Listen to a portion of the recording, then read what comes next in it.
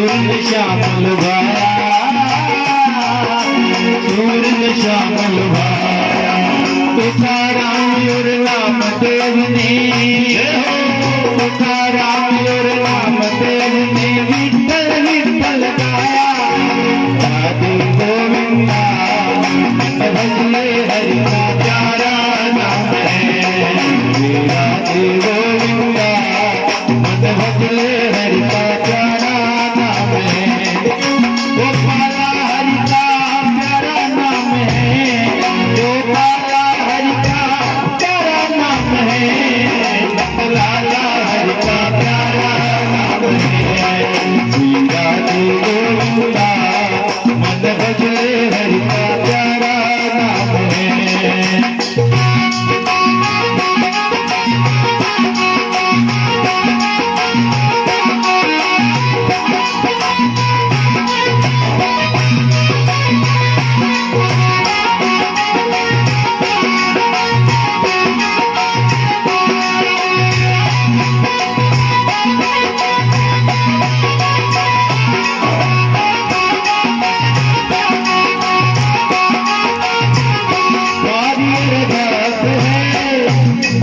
विश्वास है मारी अरदास है मार विश्वास है काबरिया के सिर पे हाथ फिराना पड़ेगी काबरिया के सिर पे हाथ फिराना पड़ेगी आनो पड़ेगी शाम आनो पड़ेगी श्याम तने आनो पड़ेगी आनो पड़ेगी श्याम तने आनो पड़ेगी गोविंद बोलो हरि गोपाल बोलो गोविंद बोलो हरि गोपाल बोलो राधा रमण हरि गोविंद बोलो राधा रमण हरि गोविंद बोलो हरि गोपाल बोलो बोलिए भागवत महापुराण की। अब वो संतों की मंडली जैसे ही गांव के अंदर प्रवेश करती है और गांव के अंदर जाते ही गांव के गवाड़ में कुछ लोग बैठे थे, उनसे हाथ जोड़कर संत कहते हैं, अरे भैया इस गांव के अंदर नगरी के अंदर कोई भगत का घर है क्या जो आज रात रात वहां पर विश्राम करेंगे। अब वो संतों की मंडली से वो युवा बच्चे बैठे थे, मजाक करने लगे। वो सोचने लगे ये साधु महात्मा तो रोज आ जाते हैं कथा कीर्तन करने के लिए, इनको आज कोई ऐसा घर बताएंगे कि वापस तो गांव में नहीं आएंगे।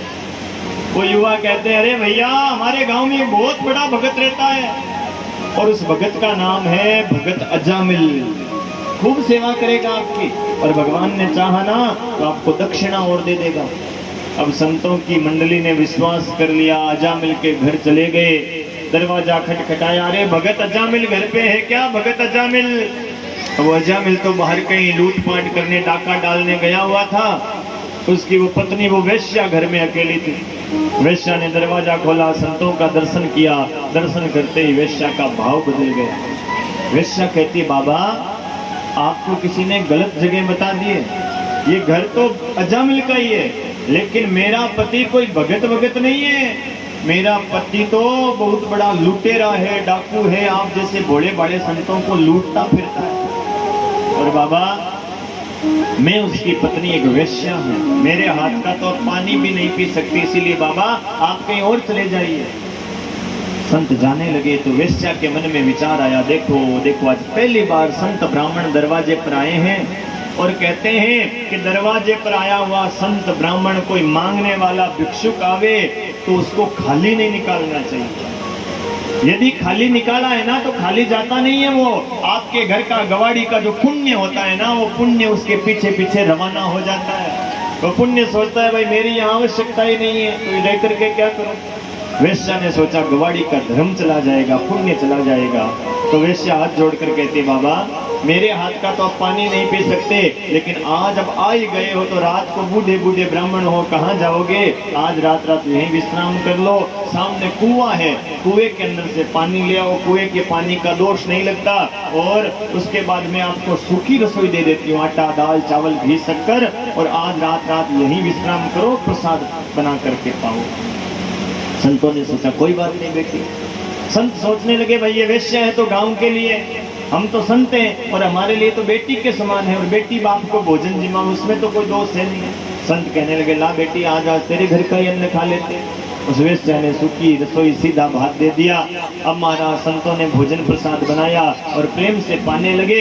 तभी महाराज वो डाकू जमील आ गया, हाथ में नंगी तलवार लिए हुए, कांधे पर धन की पोट लिए हुए, और साधु महात्माओं को दरवाजे के आगे देखा, आग बबूला हो गया। अरे इन साधुओं को, महात्माओं को, पंडितों को यहाँ किसने बुलाया है? यहाँ कोई भंडारा चल रहा है क्या? यहाँ कोई चौमासा चल रहा है? भागो यहाँ से, नहीं तो ये तलवार जानते हो टुकड़े टुकड़े कर दूंगा। चिल्लाने लगा, गालियां निकालने लगा। अजामिल समझ गई मेरा पति आ गया, बेचारे संतों को मारेगा, साधुओं को मारेगा। वो वेश्या दौड़ कर आई, चिल्लाने लगे अरे चुप हो जाओ, क्यों चिल्ला रहे हो बेचारे महात्माओं को? मेरे कहने से ये यहाँ पर आए हैं और हाँ आज यहीं पर रहेंगे, आप अंदर चलिए चुपचाप, कुछ बोलने की आवश्यकता नहीं है। इतना कहते ही वो अजामिल तो भीगी बिल्ली के समान अंदर चला गया। एक उसके अंदर अच्छी बात बहुत थी। क्या अच्छी थी? वो बाहर बहुत बड़ा डाकू लुटेरा था, लेकिन घर के अंदर आता था ना तो महाराज वो बिल्ली बन जाता। घरवाली से डरता बहुत था, जैसे आजकल वाले कई युवा बच्चे डरते हैं ना। पर भाई समय ऐसा आ गया है, एक फायदे की बात बताऊं, बुरा मत मानना, लेकिन भाई आजकल थोड़ा थोड़ा इन देवियों से डरने में ही फायदा है। गृहस्थी की गाड़ी ठीक ठीक चलानी हुए ना तो थोड़ा थोड़ा डरने में फायदा ही होता है। कई लोग डरते बहुत है। अब एक कोई कथा याद आ गई, कह दूं क्या? अब महाराज एक कोई अजामिल जैसा ही कोई भगत था, अपने घरवाली से डरता बहुत था। शाम को आता बेचारा, चुपचाप भोजन करके सो जाता। एक दिन बाहर से थका हुआ आया, घरवाली ने भोजन बना करके थाली को सामने रखा। बेचारे ने भोजन बढ़िया बनाया था, लेकिन जल्दबाजी में क्या हुआ कि रोटी के ऊपर वो घी लगाना भूल गई और लुक्खी रोटी ला करके थाली को सामने रख दिया। अब दिन भर काम करे, शाम को लुक्खी खाने को मिले, गले से नीचे नहीं उतरती।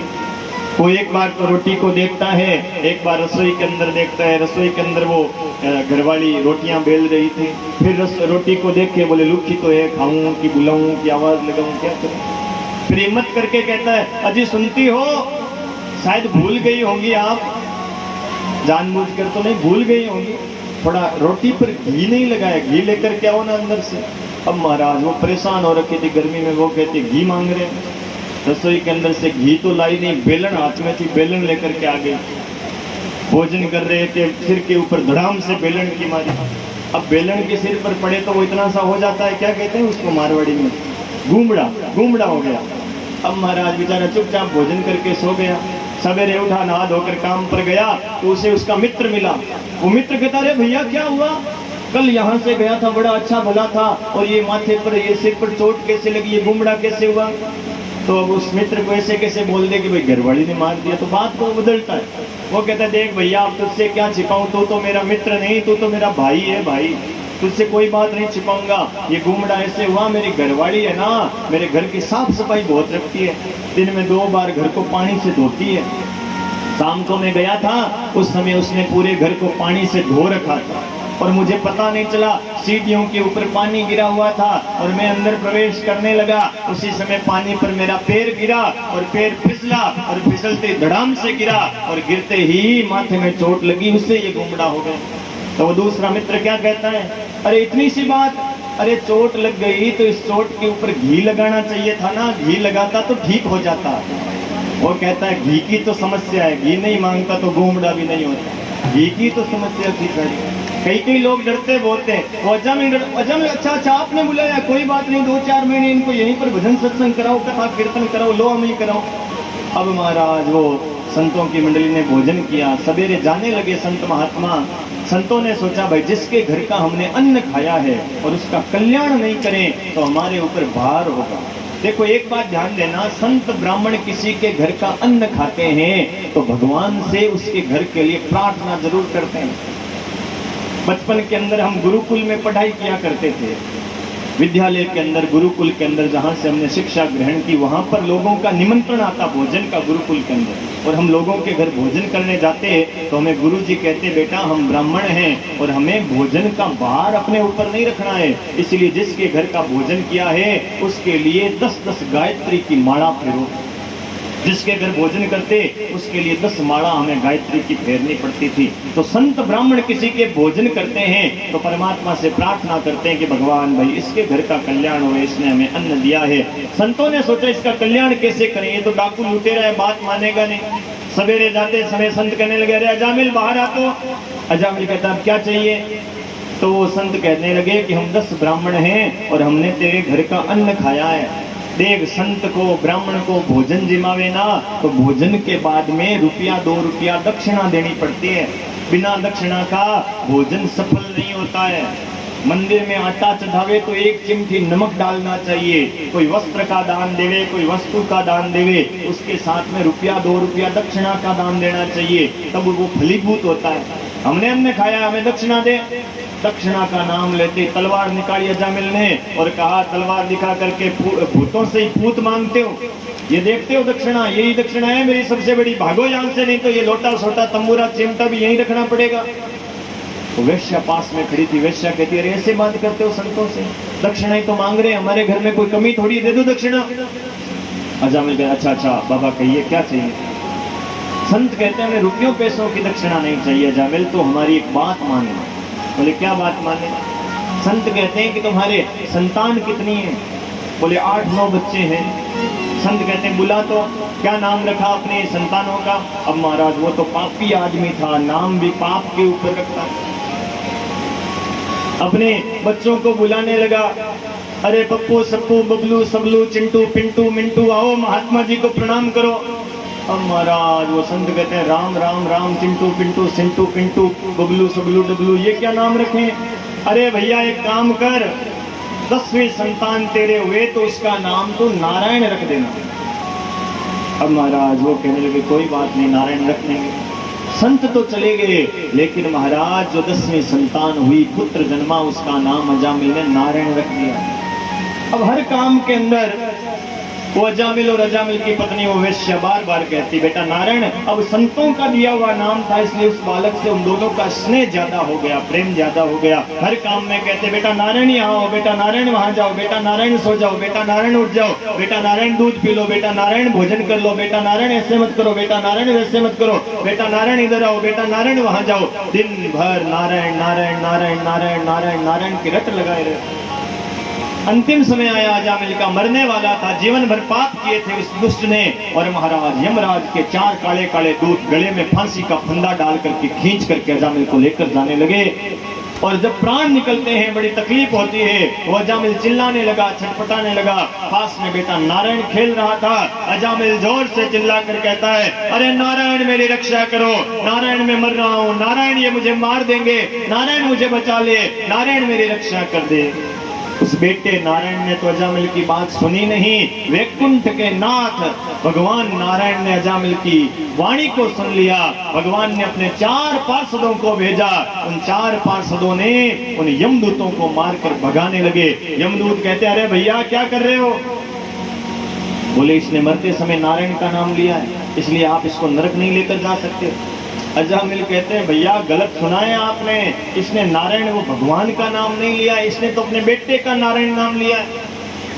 यमराज के दूतों से वो पार्षद कहने लगे अच्छा एक बात बताओ भाई, इसका बेटा तो कल हुआ है नारायण, इसका बेटा नहीं जन्मा था तो नारायण नाम किसका था? बोले पहले तो नाम भगवान का था। अच्छा इसका बेटा तो कल को चला जाएगा संसार छोड़ करके, तो नारायण नाम किसका रहेगा? बोले भगवान का रहेगा। तो पार्षद कहते हैं बेटे का नहीं, इसने भगवान का नारायण नाम लिया है। मरते समय बेटे के बहाने से भी नारायण नाम लेवे, उसको नरकों में नहीं लेकर के जा सकते। यमराज के दूत चले गए। सुखदेव जी कहते हैं परीक्षित मरते समय नारायण का नाम लेने से उस अजामिल का एक बार नरकों से कल्याण हुआ। मुक्ति तो बाद में भक्ति करने से हुई थी, लेकिन एक बार वो नरकों से छूट गया। सुखदेव जी कहते हैं परीक्षित यदि पुत्र के नाम से भी किसी का कल्याण हो सकता है, तो हम यदि श्रद्धा से उस दुष्ट ने इतने पाप किए थे उसका भी कल्याण हो गया, तो हमने तो इतने पाप किए भी नहीं है। हम यदि श्रद्धा से नाम लेवें तो हमारा कल्याण क्यों नहीं हो सकता? भगवान का नाम ऐसा है जो हजारों पापों को जलाने का काम करता है। भगवान के नाम में इतनी सामर्थ्यता है। भगवान कहते हैं मेरा नाम भाव कुभाव अनख आलसहु नाम जपत मंगल निसिदसहु। कोई भाव से नाम लेवे या कुभाव से लेवे, भगवान का नाम तो दसों दिशाओं में मंगल ही मंगल करता है। क्रोध से भी नाम लेवे ना तो भगवान का नाम कल्याण करता है। और ऐसा ही एक भगवान का शत्रु और था, जो भगवान का नाम तो लेता था लेकिन शत्रुता से लेता था, और उसका भी भगवान ने कल्याण कर दिया। परीक्षित कहता है महाराज ऐसे पापी का कैसे कल्याण किया? सुखदेव जी कहते हैं परीक्षित, तुम्हारे बाबा पांडव जब राजसूय यज्ञ कर रहे थे ना, तो वहां एक प्रश्न हुआ था कि सबसे पहले पूजा किसकी करनी है? तो पांडवों में छोटे से देव ने कहा कि भाई सबसे पहले पूजा तो हमारे गोविंद भगवान कृष्ण की करनी है। शिशुपाल बैठा था, शिशुपाल खड़ा होकर कहता अरे उस कृष्ण की पूजा, उस गवारिये की पूजा जो गाय चराता था, जंगलों में घूमता फिरता था, जिसके मां का ठिकाना नहीं, बाप का ठिकाना नहीं, पता नहीं कहां जन्मा, कहां पला, कहां बड़ा हुआ, उस गवारिये की पूजा। अब पांडवों के सामने कोई भगवान को कुछ बोल दे, पांडवों से बर्दाश्त नहीं होता था। अर्जुन ने गांडीव धनुष उठाया, भगवान कृष्ण ने रोक दिया। भगवान कहते नहीं अर्जुन, मैंने शिशुपाल की मां को वचन दिया है कि 99 गाड़ी निकालेगा ना तब तक इसको मैं क्षमा कर दूंगा। लेकिन महाराज आज वो शिशुपाल भूल गया और गाड़ी निकालते निकालते निकालते जैसे 100 गाड़ी हुई, 101 गाड़ी हुई, सुखदेव जी कहते हैं परीक्षित उसी समय भगवान कृष्ण का सुदर्शन चक्र आया और उस शिशुपाल का सर धड़ से अलग हो गया।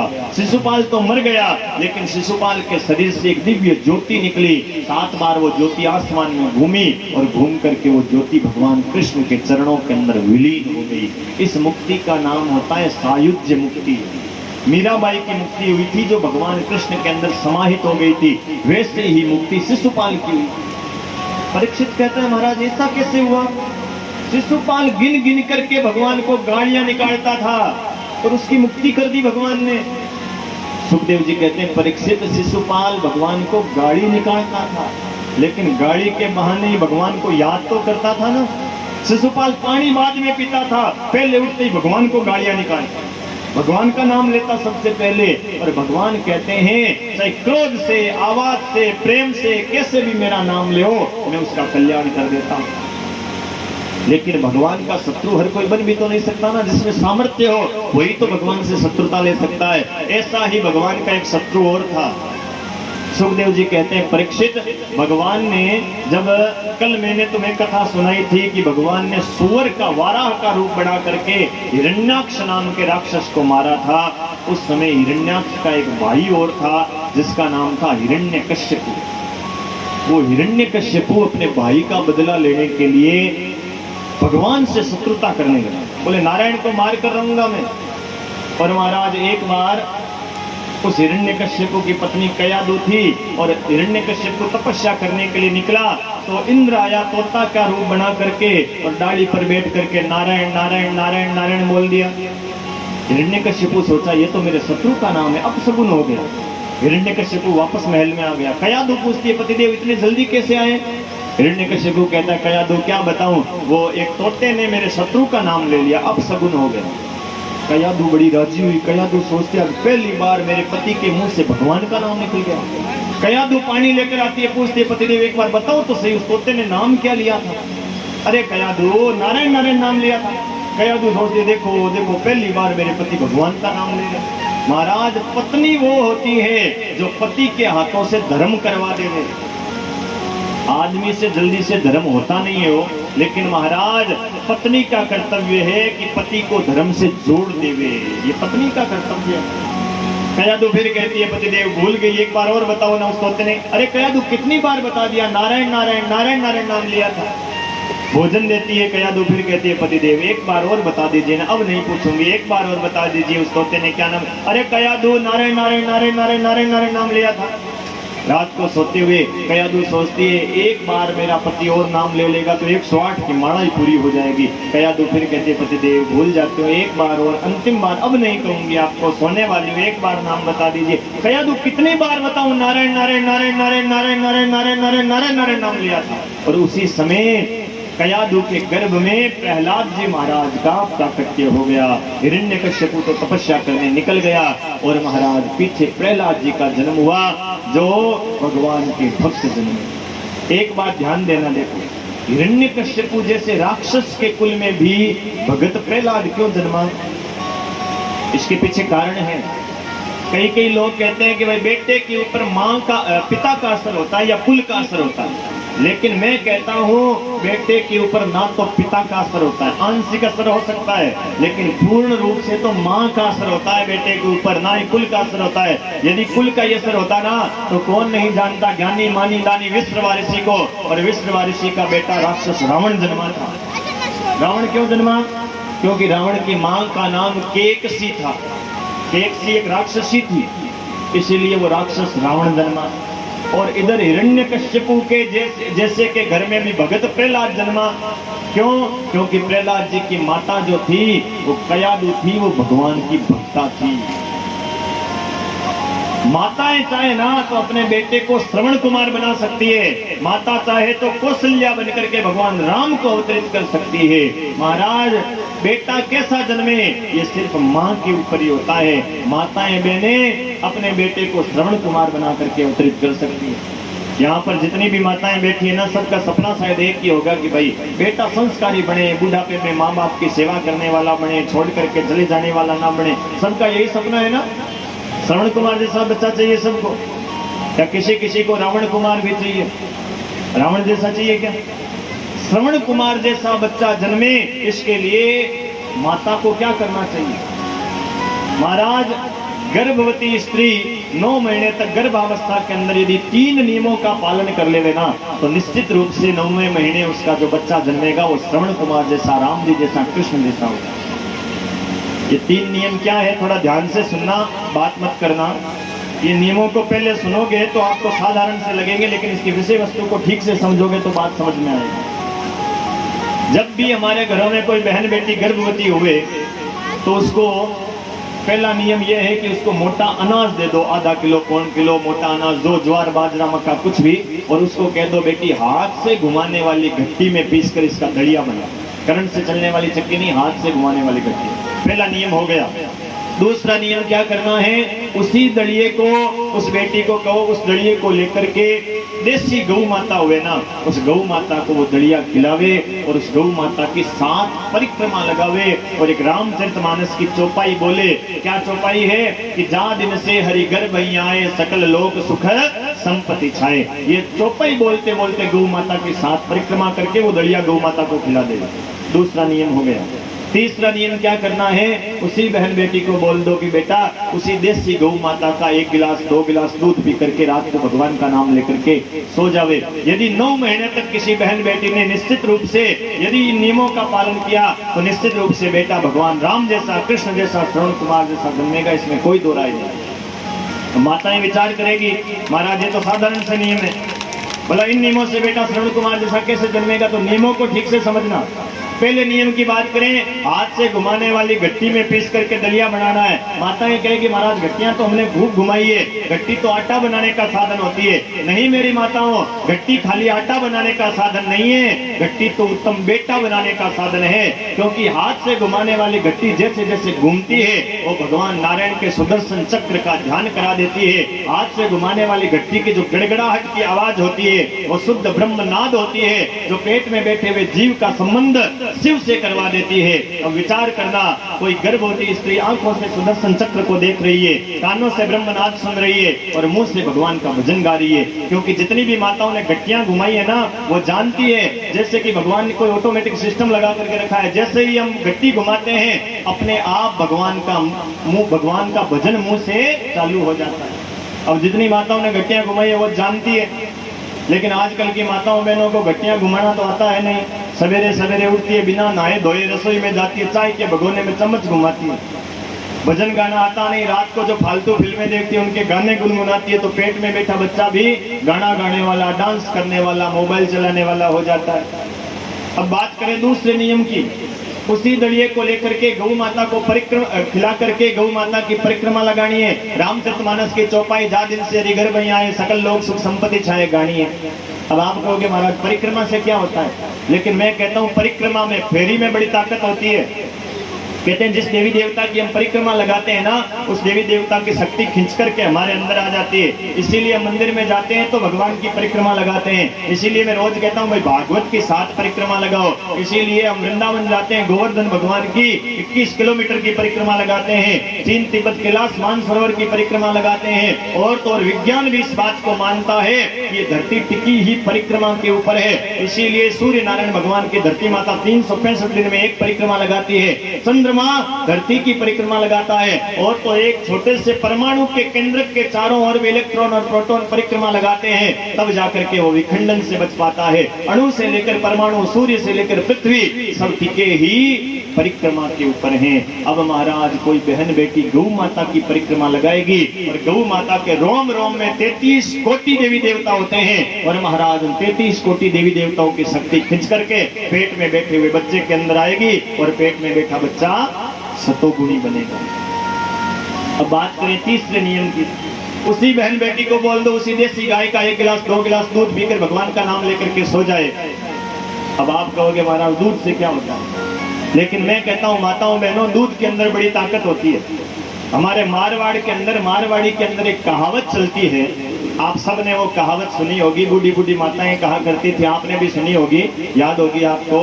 बूढ़ी बूढ़ी माताएं कहा करती थी कि 9 महीने तक मैया जैसो पिए दूध, 9वें महीने उसको वैसो ही जन्मे पूत। महाराज होता है नहीं होता ऐसा? इसका मतलब क्या है? इसका मतलब साफ साफ है, यदि किसी बहन बेटी ने 9 महीने तक दूध गैया मैया का पिया है ना, तो निश्चित रूप से बेटा भी कृष्ण कन्हैया जैसा जन्मेगा।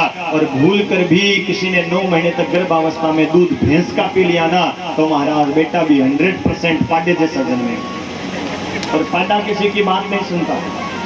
मेरी बात का विश्वास है ना, मत कहना भाई सिंथल से चलकर आया हूँ, क्या पता झूठ बोल करके चला जाऊं। मैं बार बार कहता हूँ, यहाँ से जो भी कहूंगा मैं प्रमाणिक और सत्य के साथ शास्त्र की बात कहूंगा। मेरी बातों का प्रयोग करके देखना।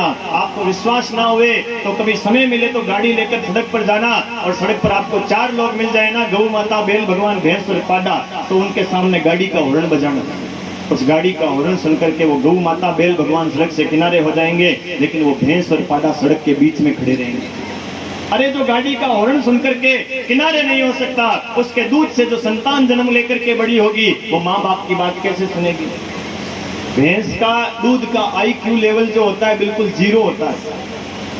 आप देख लेना, गौशालाओं के अंदर जाकर के हमने कई बार देखा है, गौशाला के अंदर हमने देखा है शाम के समय में 100 गायें बंधी होती है। और महाराज वो गाय दूने वाला जो होता है गौशाला के अंदर, उन 100 गायों में से एक गाय के बछड़े को खोलता है। और गौ माता के दूध की बुद्धि को देखना, वो महाराज बछड़ा उन 100 गायों में से अपनी माँ को पहचान लेता है और सीधा अपनी माँ के पास जाकर के दूध पीने लग जाता है। वहीं पर किसी के घर में 10 भैंस बंधी हुई है ना, प्रयोग करके देखना, उस 10 भैंस में से एक भैंस के पाडिये को खोलना, और आप देखना वो भैंस का पाडिया अपनी मां के पास दूध पीने जाएगा ना, उससे पहले 4 भैंसों की लात खाएगा, 5वें नंबर में अपनी मां के पास जाएगा। वो अपनी मां को पहचानता ही नहीं।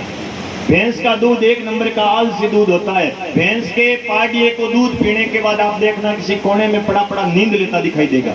और वहीं गौ माता के बछड़े को दूध पीने के बाद आप खूंटे से बांधने जाओगे ना, तो वो आपके पकड़ में नहीं आएगा। आंगन के 10 चक्कर लगाने पड़ेंगे, पसीने पसीने हो जाओगे तो भी पकड़ में नहीं आएगा। देखो भैया, मैं भैंस का विरोधी नहीं हूँ। कई लोग भैंस रखते हो, बुरा मत मानना, मैं कोई भैंस का विरोधी नहीं हूँ। मैं ये नहीं कहता कि आप भैंस मत रखो, भाई दूध का धंधा करते हो, व्यापार करते हो, मैं तो कहता हूँ 4 की जगह 8 भैंस रखो, भले रखो, कोई गलत नहीं है, बेचारी जीव है। लेकिन मेरा निवेदन इतना है कि 10 भैंस के साथ कम से कम प्रत्येक हिंदू को अपने घर में 1-1 देसी गाय जरूर रखनी चाहिए। वो आर्थिक दृष्टि से फायदा जरूर कम देगी, लेकिन धार्मिक दृष्टि से वो गौ माता इतना फायदा देगी जितना मैं अपनी वाणी से वर्णन नहीं कर सकता। महाराज गाय के रोम रोम में 33 कोटि देवी देवता है। गाय की मूत्र के अंदर भगवती गंगा जी का वास है, गाय के गोबर के अंदर लक्ष्मी जी का वास है, गाय की आंखों के अंदर सूर्य और चंद्रमा का वास है। इसीलिए गाय की सेवा करने का इतना प्रताप है, इतना प्रताप।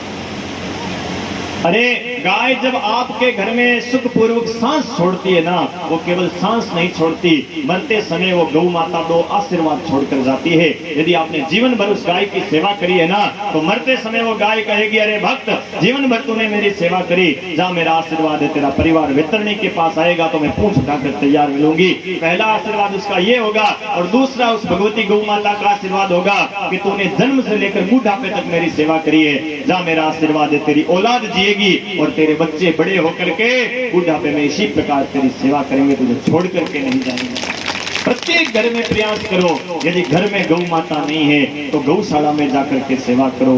कभी ना कभी समय मिले भाई गौशाला में निरीक्षण करके आओ, गोबर उठा करके आओ। केवल देख रेख की सेवा नहीं है, जैसा भी समय मिले 1 घंटा 2 घंटा महाराज प्रयास कीजिए। मैं तो धन्यवाद देता हूँ जो गौ माताओं की सेवाओं में लगे हुए हैं, लेकिन महाराज हमारा भी कर्तव्य है, केवल गौशालाओं वालों का कर्तव्य नहीं है। ये गायें किसकी है गौशाला में? अमेरिका से आती है क्या गायें? हैं? वो जापान से आई है गाय हैं? इंग्लैंड से तो नहीं आई ना, ये है तो गांव की ना, हमारी गाय हैं, हमने अपने घरों से निकाल दिया है। हमारी औकात नहीं है उन माताओं को पालने की, इसलिए महाराज उनको दर दर की ठोकर खाने के लिए मजबूर होना पड़ा है, गौशाला का सहारा लेना पड़ा है। हमारा कर्तव्य है समय मिले थोड़ा बहुत समय निकाल कर कभी ना कभी दान पुण्य करते हैं, गौशालाओं के अंदर चारा डलवा देवें, गुड़ डलवा देवें। महाराज वो 1 रुपया भी गाय के निमित्त लगेगा तो आपके घर में वो सुख संपत्ति जरूर देगा। कयाधु का पुत्र जन्मा, प्रहलाद भगवान का भक्त हुआ और महाराज हिरण्यकश्यपु काफी समय के बाद तपस्या करके वापस आया। प्रहलाद जी को देखा और प्रहलाद जी को देख करके कहने लगा, रे मेरा पुत्र इतना बड़ा हो गया। गले से लगाया और पूछा प्रहलाद जी से, बेटा प्रहलाद बता तूने जीवन में क्या शिक्षा ली है? महाराज प्रहलाद जी कहने लगे, पिताजी मैंने भगवान की भक्ति करने के 9 प्रकार सीखे। क्यों? क्योंकि प्रहलाद जी महाराज का सत्संग पहले श्रिया माता के द्वारा भी हो चुका था। क्योंकि एक बार प्रहलाद जी कहीं जा रहे थे और महाराज एक कोई प्रजापत समाज की एक देवी, एक भक्तन श्रिया दे माता विराजमान थी और प्रहलाद जी महाराज ने उससे पूछा, अरे क्या कर रही है? महाराज वो मटकियां पका रही थी और महाराज कहने लगी कि ऐसा सत्संग हुआ, ऐसा सत्संग हुआ। 4-5 महाराज वहां पर बिल्ली के बच्चे थे और प्रहलाद जी महाराज ने उसको बोल दिया, ये बिल्ली के बच्चे बच जाएंगे ना इस अग्नि के अंदर तो मैं भी तेरे भगवान को मान जाऊंगा। देखो प्रहलाद जी का संस्कार पहले का बाकी था और वो संस्कार श्रिया दे माता के द्वारा जागृत हुआ और महाराज भगवती की कृपा ऐसी हुई, भगवान की श्रिया दे माता ने भगवान की ऐसी भक्ति करी कि 5 दिन के बाद महाराज वो न्यायी खोली गई और उसके अंदर हरी हरी घास उगी हुई थी और महाराज दूध के कटोरे रखे हुए थे और श्रिया दे माता ने देखा कि वो बिल्ली के बच्चे 5 दिन तपती हुई अग्नि के अंदर से जिंदा निकले। महाराज तब जाकर के प्रहलाद जी की भक्ति जागृत हुई। बोले श्रिया दे माता की। प्रहलाद जी कहते हैं, पिताजी मैंने भक्ति करने के 9 प्रकार सीखे हैं जिनको 9दा भक्ति कहते हैं। श्रवणम कीर्तनम विष्णु स्मरणम पाद सेवनम अर्चनम वंदनम दास्यम सख्यम आत्मनिवेदनम, इसको कहते हैं 9दा भक्ति। बड़ी सुंदर प्रहलाद जी महाराज की झांकी हमारे बीच में आ रही है। अभी थोड़ी देर में खंबे को फाड़ करके नरसिंह भगवान प्रकट होने वाले हैं। महाराज प्रहलाद जी ने कहा भगवान की भक्ति करने के 9 प्रकार हैं जिनको 9दा भक्ति कहते हैं। हिरण्यकश्यप कहता है, दुष्ट मेरे शत्रु का नाम लेता है, अरे वो नारायण तो मेरा शत्रु है। प्रहलाद जी महाराज को जेल में बंद कर दिया, भूखा रखा। लक्ष्मी माता खुद आकर के प्रहलाद जी को भोजन करा के जाती, जहर पिलाया प्रहलाद जी को, लेकिन फिर भी प्रहलाद जी का बाल भी बांका नहीं हुआ। सर्पों की कोठरी के अंदर बंद कर दिया, सैनिकों के साथ भेज करके प्रहलाद जी को पहाड़ से फेंकवा दिया, लेकिन महाराज पहाड़ से फेंकने के बाद भी प्रहलाद जी का बाल भी बांका नहीं हुआ। हिरण्यकश्यपु की एक बहन थी जिसका नाम था होलिका। वो होलिका कहती है, होलिका तुझे ब्रह्मा जी का वरदान मिला हुआ है, तू अग्नि के अंदर बैठती है तो अग्नि तुझे जलाती नहीं है। एक काम कर, तू मेरे पुत्र को लेकर के बैठ जा और हम अग्नि लगाएंगे, मेरा पुत्र दुष्ट मर जाएगा। लेकिन भगवान की ऐसी कृपा हुई, जैसे ही अग्नि जली है, अग्नि जलते ही महाराज होलिका के ऊपर एक चादर ओढ़ी हुई थी, हवा ऐसी चली वो चादर उड़ करके प्रहलाद जी के ऊपर आ गई और महाराज प्रहलाद जी तो बच गए और वो होलिका धूम धूम करके जल करके राख बन गई। बोलिए भक्त वत्सल भगवान की। प्रहलाद जी की रक्षा हुई। महाराज फिर भी प्रहलाद जी ने भगवान का नाम लेना नहीं छोड़ा। तो हिरण्यकश्यप कहता है ये दुष्ट ऐसे नहीं मानेगा। शुक्राचार्य के 2 बेटे थे जिनका नाम था संड और अमर्क, गुरुकुल चलाते थे। उन गुरुकुल के अंदर प्रहलाद जी को भेज दिया और संड अमर्क को बोल दिया कि मेरा ये पुत्र दुष्ट नालायक है और ये भगवान का नाम लेता है, इसको राक्षसों वाली पढ़ाई पढ़ाओ। अब महाराज प्रहलाद जी तो गुरुकुल में चले गए, साथ में छोटे छोटे बच्चे थे और प्रहलाद जी महाराज उन बच्चों से कहने लगे, रे क्यों राक्षसों का नाम लेते हो? देखो मेरे पिता ने मुझे मारना चाहा लेकिन फिर भी मेरा बाल भी बांका नहीं हुआ। मेरे कहने से आप भगवान की भक्ति का पाठ पढ़ो। और महाराज प्रहलाद जी ने क्या किया, किसी के हाथ में ढोलक दे दी, किसी के हाथ में मजीरा दे दिया, किसी के हाथ में करताल दे दी और किसी के हाथ में महाराज बाजा दे दिया और कहने लगे कि आओ सब मिलकर के भगवान का नाम लो।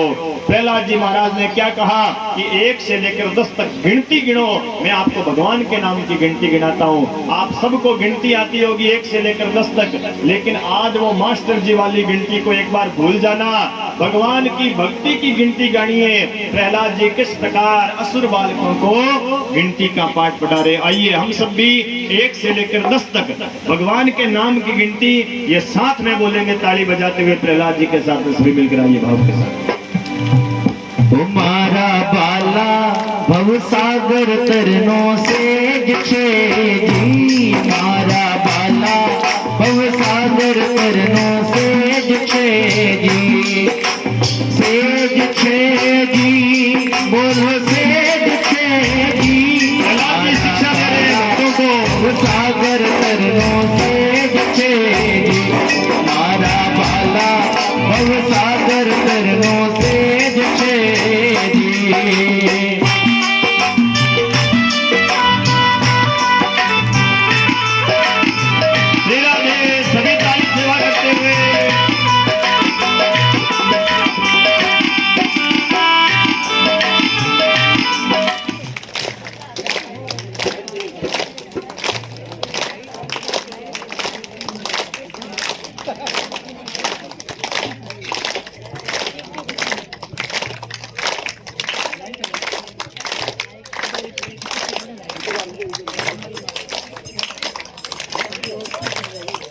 खाली रुपये नहीं चीज है।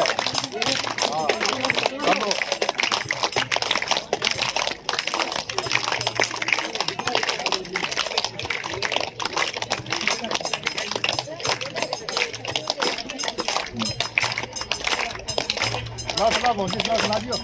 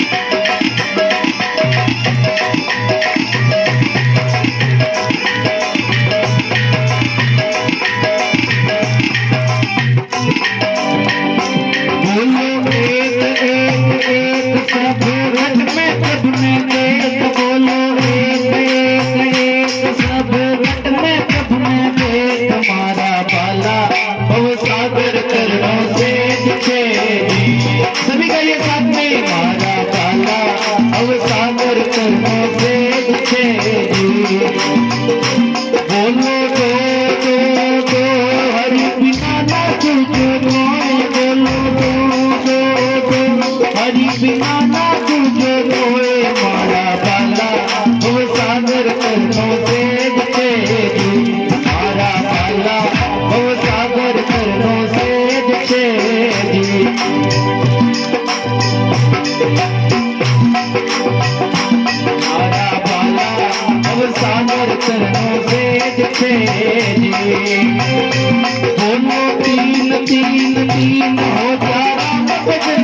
तीन बोलो तीन तीन तीन ओ जारा मगन में लीन मारा बाला अब सागर चरणों से जुड़े मारा बाला अब सागर चरणों से जुड़े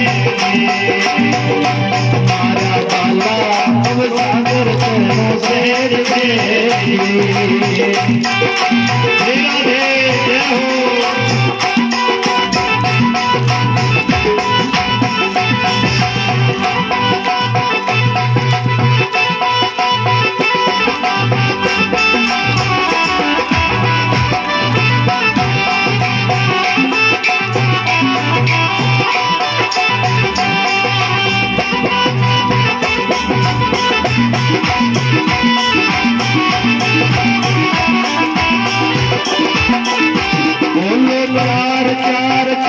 हरि भजे से उतरे पार बोलो चार चार चार हरि भजे से उतरे पार मारा बाला ओ सागर चरणों से जिते जी मारा बाला ओ सागर चरणों से जिते जी बोलो पांच पांच पांच हरि भजे ना लागे आंच बोलो पांच पांच पांच हरि भजे ना लागे आंच मारा बाला सागर चरणों से जिते जी मारा बाला ओ सागर चरणों से जिते जी बोलो छे छे छे तुत गोविंद गोविंद के बोलो छे छे छे तुत गोविंद गोविंद के मारा बाला ओ सागर चरणों से जिते जी मारा बाला ओ सागर चरणों से जिते जी।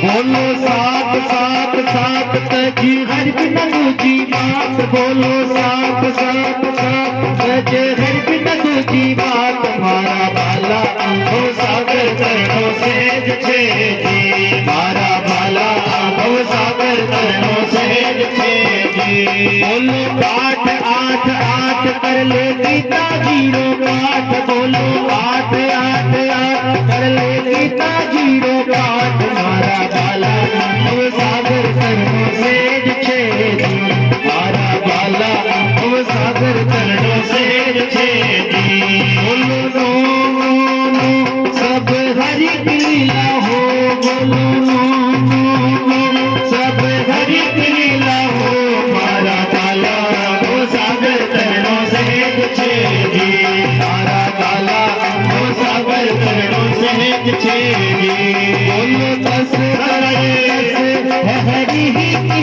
रस बोलो दस दस दस है हरि ही की रस मारा बाला ओ सागर चरणों से जिते जी मारा बाला ओ सागर चरणों से जिते जी मारा बाला ओ सागर चरणों से जिते जी। बोली भागवत महापुराण की। प्रहलाद जी भगवान का नाम लेने लगे और ये भगवान के नाम कीर्तन की धुन हिरण्यकश्यपु के कानों में गई। हिरण्यकश्यपु सोचता है मेरे शत्रु का नाम मेरे राज्य में कौन ले रहा है। 2 सैनिक भेजे 4 भेजे लेकिन कीर्तन बंद नहीं हुआ। प्रहलाद जी महाराज नाच रहे थे। हिरण्यकश्यपु ने सोचा ऐसे बंद नहीं हुआ। हिरण्यकश्यपु खड़ा हुआ और महाराज प्रहलाद जी के पास आया। आते ही धक्का देकर के नीचे गिराने लगा और क्रोध में भरकर कहने लगा हे दुर्विनीत मंदात्मन कुल भेद करा दवा। अरे मेरे कुल का नाश करने वाले प्रहलाद ऐसा दुष्ट क्यों जन्म गया है तू मेरे कुल में। बता तेरा वो नारायण कहाँ रहता है। तो कहता ना मेरा नारायण मेरी रक्षा करता है। आज इस तलवार के द्वारा पहले तेरे उस नारायण को मारूंगा बाद में तुझे मारूंगा। बता तेरा नारायण कहाँ है। प्रहलाद जी हाथ जोड़कर कहते हैं पिताजी कहाँ नहीं है ये कहिए। तो में राम मो में राम घट घट मेरा साइया खाली घटना कोई। वो तो सर्वांतर्यामी है सब जगह कण कण में विराजमान है। अच्छा कण कण में विराजमान है, तो बता क्या इस खंबे के अंदर भी तेरा भगवान है? प्रहलाद जी महाराज के मुंह से निकल गया, हाँ पिताजी, इस खंबे में भी मेरा भगवान है। हिरण्यकश्यप ने क्रोध में भर करके उस तलवार को खंबे पर प्रहार किया है, और प्रहार करते ही खंबा फट गया, और खंबे से बोल दे नरसिंह भगवान की। आधा शरीर सिंह का, आधा मनुष्य का, किस प्रकार घटना कर रहे हैं? आइए बड़े भाव से भगवान का स्वागत करते हुए युद्ध किस प्रकार भगवान के साथ हो। नाथ किसी नर सिंह रूप बनायो रे, नाथ किसी नर सिंह रूप बनायो, नाथ किसी नर सिंह रूप बनायो रे, नाथ किसी नर सिंह रूप बनायो।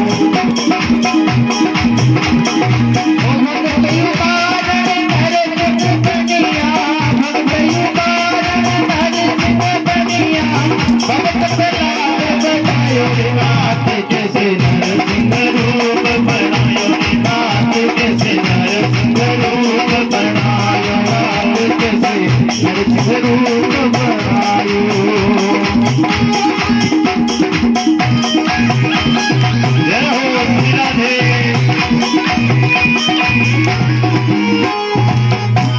हरि बोल।